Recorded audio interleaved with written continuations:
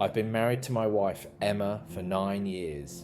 We don't have kids, just a dog, a mortgage, and a routine that used to feel safe. I work in IT. She works in marketing. We met in our mid-20s at a friend's party and moved in together within a year. Everyone said we were that solid couple that would go the distance. For the longest time, I believed that.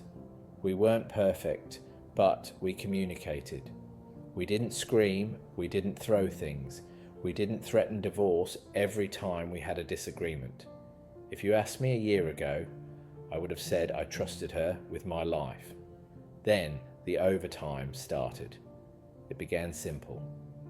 Hey, they're pushing a new campaign. I'll be home late. The first week, it was one late night. The second week, it was two. By the end of the month, it was almost every evening. At first, I didn't question it. Marketing can be insane near a launch, and she'd always been ambitious. But the late nights came with a new version of her I didn't know. She bought new clothes, not just regular office clothes, tighter dresses, heels she never wore for me, and lingerie I never saw again after the tags were cut. She went back to the gym, started wearing perfume even on days she claimed she'd be stuck at her desk for 12 hours straight. She changed her phone password for the first time in our marriage. I told myself I was paranoid. I told myself she was allowed to want to feel attractive. I told myself a lot of stories to avoid the one that scared me. The grocery receipt was the first hard slap of reality.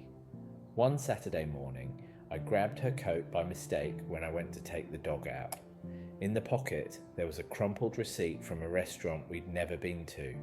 2 entrees, 2 glasses of wine, a dessert we always used to share. The date and time? Tuesday night. She had texted me that night. Still at the office, don't wait up. Love you. I remember staring at that little piece of paper at our kitchen table. My heart didn't start racing. It didn't feel like a movie moment. It was more like a quiet drop in my stomach, like an elevator going down way too fast. When she came home from yoga that morning, I almost confronted her. I even had the receipt in my hand. But when she walked into the kitchen in her leggings, kissed my cheek, and asked, "You okay?" I folded it in half and slid it into my pocket. "Yeah," I said, "just tired." Coward. I know, a few days later, something else didn't add up. I was on the shared laptop going through my emails when I noticed a calendar item that wasn't mine. Client pitch, 6:30 p.m. downtown. Her name was on it, except I knew her clients. I'd heard their names 100 times. This event was for a company I'd never heard of. Curious, I clicked it. Added by Liam Harper. I'd heard that name once. New guy at her office. Apparently really good at presentations. I told myself it was just work. Just a meeting. Just a calendar invite. But then I scrolled down and saw the location. It wasn't their office or a client's building. It was a hotel bar. A really nice one. I closed the laptop and just sat there on the couch in the dark, the TV screen frozen on some random show. The dog jumped up next to me, and I remember petting him like nothing was wrong. Inside my head, everything was wrong. The night of the client pitch, she got dressed like she was going on a date, not to a meeting. Black dress, red lipstick, hair done in the way she used to do it when we first started dating. "Do I look okay?" she asked, doing a little spin. "You look great," I said. My voice sounded flat, even to me. She frowned. "You sure you're all right?"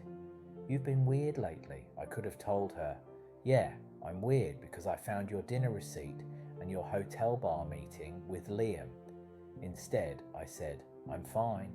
Good luck with the pitch." She kissed me, grabbed her bag, and left. I watched her taillights disappear down the street and felt something in me go with them. I didn't follow her that night. I thought about it. I even picked up my keys at one point, but the idea of seeing something I couldn't unsee scared me more than the idea of being lied to. So I sat at home, alone, watching the clock. 9:45, 10:30, 11:15. At 11:37 p.m. she texted, "Running late, still talking strategy. Be home soon, love you." She walked in at 1:10 a.m. Hair a little messy, perfume stronger than when she left. She smelled like the hotel bar I'd Googled 3 hours earlier. "Sorry," she said, kicking off her heels. "Client loved the pitch. We went over everything twice." I nodded. "Must have been a big night." "You have no idea," she said, smiling to herself as she walked past me to the shower. She was right. I had no idea, but I was about to. The thing that finally broke the illusion was stupidly simple. Her phone lit up on the counter while she was in the shower, face up. No password change could stop a notification preview. It was a message from Liam. "I can still taste the wine. Same time Thursday?" My heart didn't race. My chest didn't explode. Everything just went very, very quiet. I stared at the message, then at the bathroom door, then back at the phone. I didn't reply. I didn't scroll. I picked up my own phone instead. I opened the camera. I took a picture of the screen. Then I opened our bank app and started scrolling through recent transactions. Same hotel bar, same nights as her overtime, same pattern. I took more screenshots. When she came out of the shower, wrapped in a towel, she looked relaxed and soft and familiar. I think that's what hurt the most. "Hey," she said, "come to bed." "I will," I replied. "I just have to finish something." I didn't sleep that night, but I did finish something. I finished doubting myself. The next day, at work, I couldn't focus. Lines of code blurred into each other. People talked to me, but their voices sounded far away. At lunch, instead of eating, I called a lawyer. I didn't schedule a divorce right away. I just asked questions. What are my options? What happens if there's infidelity? What about the house, the dog, our savings? The lawyer was calm, practical, almost detached. He'd clearly had this conversation hundreds of times. I left his office with a folder of information and a feeling I didn't quite recognize.